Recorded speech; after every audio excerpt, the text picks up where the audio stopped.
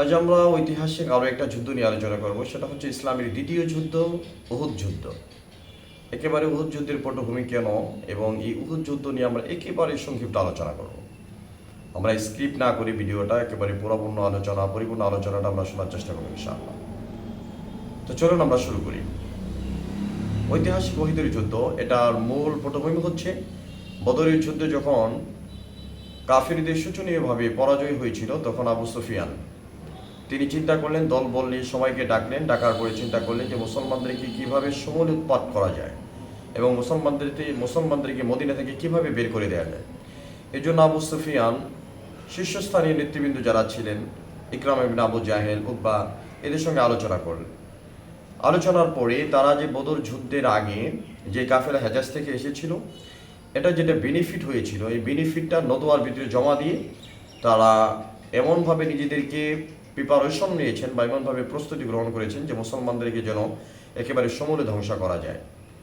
তারই সূত্র ধরে তারা ঐতিহাসিকভাবে এই উহুদ যুদ্ধ, যেটা মদিনা থেকে প্রায় 3 কিলোমিটার দূরে একটা জায়গার নাম, একটা উহুদ পাহাড়ের নাম, এই পদদেশে সেই যুদ্ধটা ইসলামের দ্বিতীয় যুদ্ধ সংঘটিত হয়েছিল। এই যুদ্ধ সংঘটিত হয়েছিল শাওয়াল মাসের 7ই শাওয়াল, তৃতীয় হিজরি 7 শাওয়াল, রোজ শনিবার, 625 খ্রিস্টাব্দে 11 মার্চ।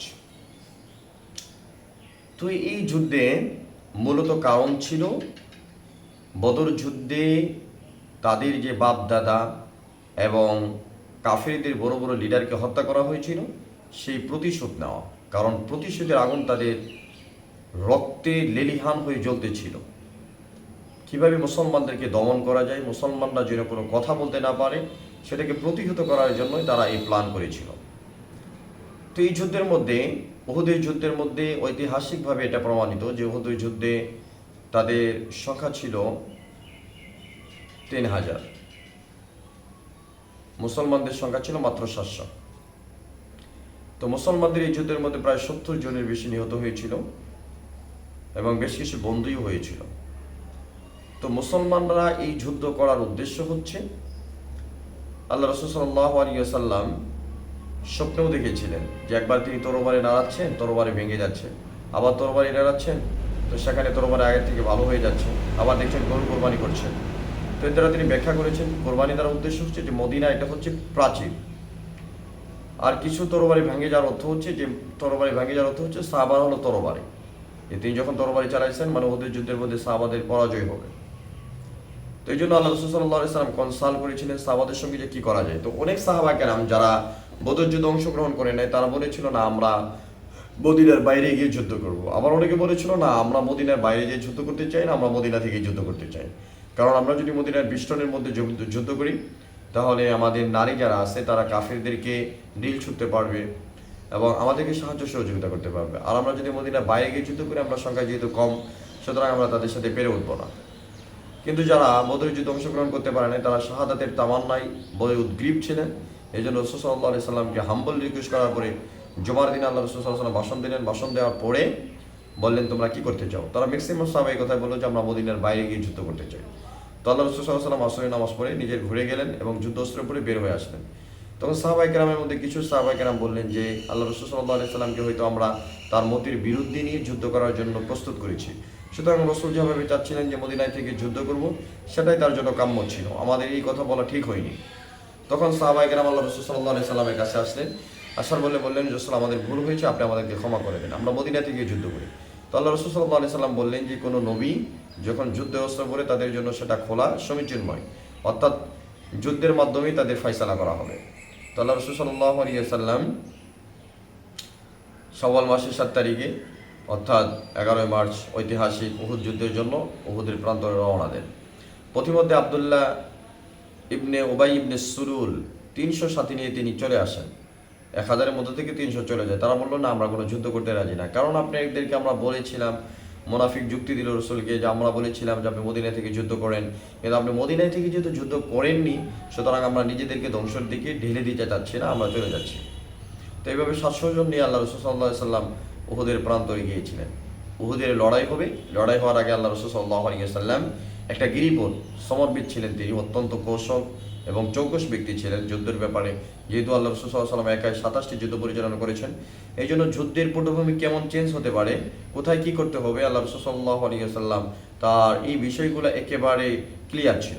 এই জন্য আল্লাহ রাসূল সাল্লাল্লাহু আলাইহি ওয়াসাল্লাম আব্দুল্লাহ ইবনে জুবাইর রাদিয়াল্লাহু তাআলা আনহুকে এবং তার সঙ্গে আরও 50 জন ব্যক্তি দিয়ে 50 জনের একটা বাহিনী তৈরি করলেন, তাদেরকে পাহাড়ের পদদেশ অর্থাৎ গিরিপথ পাহারা দেওয়ার জন্য। তীরান্দাজ যারা ছিল সবাই বললেন যে আমরা যদি যুদ্ধে বিজয়ী হই তাও তোমরা এখানে এটা ধরে থাকবে, আর আমরা যদি যুদ্ধ থেকে পরাজয় বরণ করি তোমরা তাও এই পথ ছাড়বে না। তো সেই অনুযায়ী তারা সেই পথেই ছিল।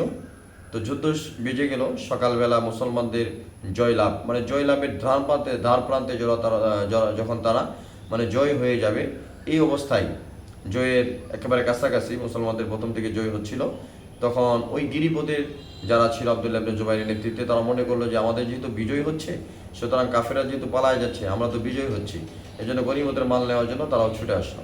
আব্দুল্লাহ ইবনে জুবাইর তারা বারবার না করেছেন, কিন্তু কেউ কারো কথা মানেনি। না মানার কারণে শেষ পর্যন্ত ওই খালিদ বিন ওয়ালিদ রাদিয়াল্লাহু তাআলা আনহু তিনি পিছন থেকে আক্রমণ করেছেন। ওই গিরিপথ খালি পেয়ে মুসলমানদের উপর আক্রমণ করেছে, মুসলমানরা ছত্রভঙ্গ হয়ে গেছে। ছত্রভঙ্গ হওয়ার পরে মুসলমানদের মাঝে এই সংবাদ পৌঁছে দেওয়া হয়েছে, অর্থাৎ যে মুসলমানদের নবী এই কুমায়া, তিনি একজন জঘন্য ব্যক্তি কাফিরদের, তিনি এই কথা সরিয়ে দিলেন কুমায়া যে আল্লাহ রাসূল সাল্লাল্লাহু আলাইহি সাল্লামকে হত্যা করা হয়েছে। কারণ আল্লাহ রাসূল সাল্লাল্লাহু আলাইহি সাল্লাম এটা ভালো করে জেনে রাখবেন যে আল্লাহ রাসূল সাল্লাল্লাহু আলাইহি সাল্লাম মুসাব বিন উমাইর রাদিয়াল্লাহু তাআলার হাতে যুদ্ধের পতাকা উঠিয়ে দিয়েছিলেন। তো মুসাইবের চেহারা আর আল্লাহ রাসূলের চেহারা মোটামুটি সেম কোয়ালিটির ছিল, যার কারণে কুমায়া এটা প্রচার করে দিয়েছিল যুদ্ধের ময়দানে তিনি হত্যা করেছিলেন মুসাব বিন উমাইরকে, আল্লাহ রাসূলের পতাকাবাহীকে। তো তিনি এটা ছড়িয়ে দিলেন যে রসুলকে হত্যা করা হয়েছে। যখন এই সংবাদ মুসলমানদের মধ্যে ছড়িয়ে পড়ল, তখন মুসলমানরা উদ্বিগ্ন হয়ে পড়লেন এবং তারা উদ্ভ্রান্তির নেই একে অপরকে হত্যা করা শুরু করলেন। ইভেন মুসলমানদের হাতে মুসলমানরা মরতে ছিল। ইয়ামান রাদিয়াল্লাহু তাআলা মুসলমানদের হাতে তিনি নিহত হয়েছেন। এই যে একটা বিভীষিকাময় অবস্থা তৈরি হয়েছিল, আবু বকর, ওমর, কেবারে সাহাবা দৌড়ায় চলে গিয়েছিলেন, পালায়ন করেছিলেন। তো আল্লাহ রাসূল সাল্লাল্লাহু আলাইহি সাল্লামকে হঠাৎ করে সাদ রাদিয়াল্লাহু তাআলার নজরে পড়ে, তিনি চিল্লায় বললেন যে আমাদের নবী বেঁচে আছেন। তো সবাই রাসূল সাল্লাল্লাহু আলাইহি সাল্লামকে বেষ্টন করে ফেলে এদিক দিয়ে উমাইয়া ইবনে খালফ রাসূলকে হত্যা করার জন্য একটা ঘোড়ার উপর চড়ে দৌড়ায় আসে। আল্লাহ রাসূল একজন সাহাবা থেকে একটা বর্ষা নিয়ে উমাইয়ার উপর নিক্ষেপ করে, উমাইয়ার ঘাড়ে একটু লাগে, উমাইয়া তার দলের মধ্যে যা বলতে লাগলো যে মুহাম্মদ আমাকে হত্যা করে ফেলছে। তখন তারা বললো তোমাকে মুহাম্মদ কিভাবে হত্যা করলো? তিনি বললেন যে এই যে দেখো মুহাম্মদ আমার ঘাড়ে আঘাত করেছে, আমি তো বাঁচতেছি না। তো এই নাপাক জিনিসটি তিনি মক্কা থেকে মদিনায় যাওয়ার পথে তিনিও নিহত হয়েছেন রাস্তার মধ্যে, সেটা আপনারা সবাই জানেন। তো এই যুদ্ধ মূলত আসলে এই যে উহুদের যুদ্ধটা, এটা ঐতিহাসিক দ্বিতীয় যুদ্ধ। তো আল্লাহ রাসূল সাল্লাল্লাহু আলাইহি ওয়াসাল্লাম এই কুমায়া আল্লাহ রাসূল সাল্লাল্লাহু আলাইহি ওয়াসাল্লামের চেহারার উপর ঢিল নিক্ষেপ করেছিলেন, যে একটা দাঁত ভেঙে গিয়েছিল এবং তার যে মাথায় যুদ্ধস্ত্র ছিল সেটা ঢুকে এবারে কপালে ঢুকে পড়েছিল। তো এই অবস্থার মধ্যে আল্লাহ রাসূল সাল্লাল্লাহু আলাইহি ওয়াসাল্লাম যুদ্ধের ময়দান ত্যাগ করেন নাই। এই যুদ্ধের মধ্যে আবু সুফিয়ানের মতো ব্যক্তি তিনি নেতৃত্ব দিয়েছেন, তিনি তার স্ত্রী হিন্দাও গিয়েছিল এই যুদ্ধের মধ্যে। হামজা রাদিয়াল্লাহু তাআলা আনহু ছিলেন শেরে খোদা যাকে বলা হয়। হামজা রাদিয়াল্লাহু তাআলা এই যুদ্ধের মধ্যে বীরদর্পে যুদ্ধ করেছেন।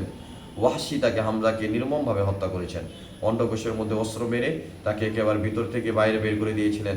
ওয়াহশী বলেছেন যে আমি দুর্বল জায়গায় আঘাত করে হামজাকে হত্যা করেছি। হামজাকে হত্যা করার পরে আবু সুফিয়ানের স্ত্রী, তিনি তখনও মুসলমান হননি, তিনি 10ম হিজরিতে মুসলমান হয়েছেন, যে আবু সুফিয়ানের স্ত্রী হিন্দা ইবনে উতবা আল্লাহ রাসূল সাল্লাল্লাহু আলাইহি ওয়াসাল্লামের চাচা হামজা রাদিয়াল্লাহু তাআলা কলিজা বের করে এগুলো চাবিয়ে খেয়েছেন, নাউজুবিল্লাহ। এবং তাদের নাক কান গলা কেটে তিনি মালা বানিয়েছিলেন। তখন আবু সুফিয়ান পাহাড়ের চূড়ায় উঠে ফেলেছিল, আজকে হুবল মূর্তির বিজয় হয়েছে। আলী রাদিয়াল্লাহু বলছেন না, মুসলমানদের বিজয় হয়েছে, আল্লাহর বিজয় হয়েছে। তো এই জন্য তিনি এই কথা বলেছিলেন যে তোমাদের কিছু লাশকে বিকৃত করা হয়েছে। তো আল্লাহ রাসূল সাল্লাল্লাহু আলাইহি ওয়াসাল্লাম পরবর্তীতে যখন এই ওয়াহশী মুসলমান হয়ে আল্লাহ রাসূলের দরবারে এসেছিলেন, আল্লাহ রাসূল ওয়াহশীকে বলেছিলেন যে তুমি আমার থেকে দূরে থাকবা, কারণ তোমাকে দেখলে আমার চাচার কথা মনে পড়ে। মানে এমনভাবে বিকৃত করেছিল। এইগুলো মুসলমানদের আত্মত্যাগ। মুসলমানরা যদি আজকে আল্লাহ রাসূল যদি যুদ্ধ না করতেন, সাহাবারা যদি যুদ্ধ না করতো, আজকে দিন এই পর্যন্ত আসতো না। সাহাবারা যারা কুরবানি যদি না করতেন, আমরা দিন পাইতাম না, আমরা এখানে নামাজ পড়তে পারতাম না, আমরা এখানে হরে রাম হরে কৃষ্ণ বলতাম। সুতরাং রাসূল সাল্লাল্লাহু আলাইহি ওয়াসাল্লামের কুরবানি, সাহাবাদের কুরবানি, তাবিঈদের কুরবানির মধ্য দিয়ে তাদের রক্তের বদৌলতে আমরা আজকে এই রক্তমাতা দিন পেয়েছি। এই দিনকে রক্ষা করা, এই দিনের আমানতদারি আল্লাহ রাসূল সাল্লাল্লাহু আলাইহি ওয়াসাল্লাম আমাদেরকে দিয়েছেন। সুতরাং আমরা যদি দিন থেকে দূরে সরে যাই সামান্য কিছু টাকা পয়সার জন্য, সামান্য কিছু রৌপ্যমুদ্রের জন্য, কাল কিয়ামতের দিন আমাদেরকে অবশ্যই জিজ্ঞাসিত হতে হবে। এই জন্য আমরা এই যুদ্ধগুলা থেকে আমরা এটাই শিক্ষা নিই যে রসুল যেভাবে আদর্শিকভাবে সাহাবায়ে কেরামকে গড়ে তুলেছিলেন, যখন যেটা প্রয়োজন, যুদ্ধের প্রয়োজন হলে যুদ্ধে যাওয়া, হ্যাঁ, এরপরে সহযোগিতার প্রয়োজন হলে সহযোগিতা করা, যখন যেটা প্রয়োজন ছিল, এটার নামই হচ্ছে ইসলাম। সুতরাং আজ আমরা যুদ্ধের কথা শুনলেই যারা আমাদের শরীর জ্বলে, আমরা বিভিন্ন ধরনের কথাবার্তা বলি, আল্লাহ তাআলা এই সমস্ত কথাবার্তা থেকে আমাদের মুসলিম জাতিকে হেফাজত করুন। আমাদেরকে যারা টেরোরিজম বলে বা বিভিন্ন ধরনের কথা ট্যাগ লাগায় যে মুসলমান মানে জঙ্গি, এই সেই, আমি যদি অ্যানালাইসিস করতে চাই বা বলতে চাই, দেখেন একটু আপনি এই দ্বিতীয় বিশ্বযুদ্ধের মধ্যে কী পরিমাণ মানুষকে হত্যা করা হয়েছে এবং টুইন টাওয়ারের মধ্যে কতগুলো মানুষকে হত্যা করা হয়েছে, এই ভারতবর্ষের মধ্যে কত মুসলমানকে হত্যা করা হয়েছে, কোথাও তো তাদেরকে টেরোরিস্ট বলা হয় না, কোথাও তো তাদেরকে জঙ্গি বলা হলো না। একে হিটলার 70,000 মানুষ, 70 লাখ মানুষকে হত্যা করেছেন, কোথাও তো পৃথিবীর কোনো ইতিহাসে হিটলারকে টেরোরিস্ট বলে না। সুতরাং মুসলমানরা যখন ইসলামের জন্য, মানবতার জন্য, ইসলামকে রক্ষা করার জন্য যুদ্ধ করেছেন, ইসলাম তো দেফাইমূলক যুদ্ধ করেছেন, আত্মরক্ষামূলক যুদ্ধ করেছেন। ইসলাম যখন আগে আক্রান্ত হয়েছে তারপরে তারা যুদ্ধ করেছেন। ইসলামে যে 9টা ঐতিহাসিক যুদ্ধ বলা হয়, বদর, উহুদ, খন্দক, বনি মুস্তালিক, বনি কুরাইজা, হুনাইন, তায়েফ, ফাতে মক্কা, খাইবার, এই 9টা যুদ্ধের মধ্যেই সশস্ত্র যুদ্ধ হয়েছিল। আর বাকি যুদ্ধগুলোর মধ্যে শুধু দেফাই ছিল। এই 2 যুদ্ধ বলে, এই 9টা যুদ্ধের মধ্যে 2টা যুদ্ধ মানে মুসলমান আক্রমণ করেছিল, বদর যুদ্ধ, খন্দকের যুদ্ধ। আর বাকি যুদ্ধগুলোর মধ্যে তো মুসলমানরা আগে আক্রমণ করে নাই, কাফেররা আক্রমণ করেছে, মুসলমানরা প্রতিহত করেছে। এগুলো সব আত্মরক্ষামূলক যুদ্ধ ছিল। সবরবিদ্যা এই কথাই বলেছেন, আল্লাহ রাসূল সাল্লাল্লাহু আলাইহি ওয়াসাল্লাম যুদ্ধের মধ্যে কয়জন মানুষ মারা গেছে? টোটালি আর রাসূল সাল্লাল্লাহু আলাইহি ওয়াসাল্লামের 27টি যুদ্ধের মধ্যে এবং 64টির মতো সারিয়ার মধ্যে, প্রায় 90 বা 100 যুদ্ধের মধ্যে মাত্র কাফির এবং মুসলমান মিলে 1000 মানুষ মারা গিয়েছে। আর বর্তমানে নিউক্লিয়ার বোমের মাধ্যমে বা অ্যাটমিক বোমার মাধ্যমে, মিসাইলের মাধ্যমে এক একটা দেশকে ধ্বংস করে দেওয়া হচ্ছে। একটা পৃথিবীর মানচিত্র থেকে মুছে দেওয়ার মধ্যে এদের সক্ষমতা রয়েছে। এরপরে ওদেরকে টেরোরিস্ট বলে না, এদেরকে মানবতার দুশ্মন বলে না। আপনি কি বলবেন? এখানে বর্তমানে যারা দাদাগিরি করতেছে তাদের অবস্থা একটু দেখেন। এটা তো বলার বাইরে একটা বিষয়। তো আসল কথা হচ্ছে, মুসলমানদের এখান থেকে শিক্ষা নেওয়ার বিষয় হচ্ছে যে আল্লাহ রাসূল সাল্লাল্লাহু আলাইহি ওয়াসাল্লাম সাহাবাদেরকে যে শিক্ষা দিয়েছেন, সেই নীতিতে আমাদেরকে চলতে হবে। এর বাইরে আমাদের কোনো অপশন নেই। আল্লাহ তাআলা আমাদেরকে এই যুদ্ধনীতি থেকে বা এই যুদ্ধ থেকে আমাদেরকে শিক্ষা অর্জন করা তৌফিক দান করেন। এই আশাবাদ ব্যক্ত করে আলোচনা শেষ করছি। আসসালামু আলাইকুম।